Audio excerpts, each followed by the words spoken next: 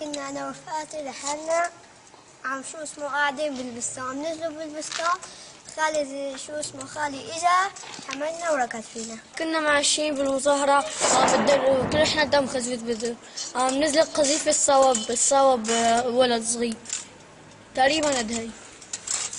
تمام. احنا حين كنا بالمدرسة نشوف يجي لعنا كومة شهداء، كيفنهم بابا نشوفهم هالكبيرة.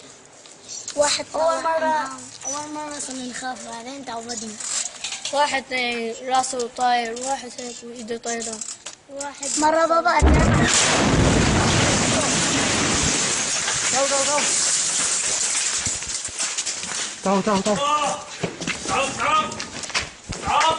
تعالوا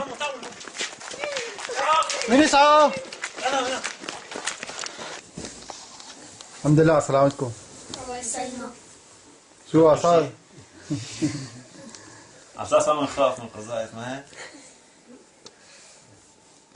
كيف؟ اول ما اخوك قال انه اطلب اسعاف، انا فكرت حدا تصاوب من اخواتي، طلعت عليهم ما فيهم شيء، طلع هو مش صاوي.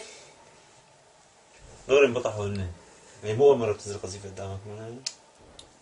هلا انت انبطحت بعد مقطع الفيديو عم تشك.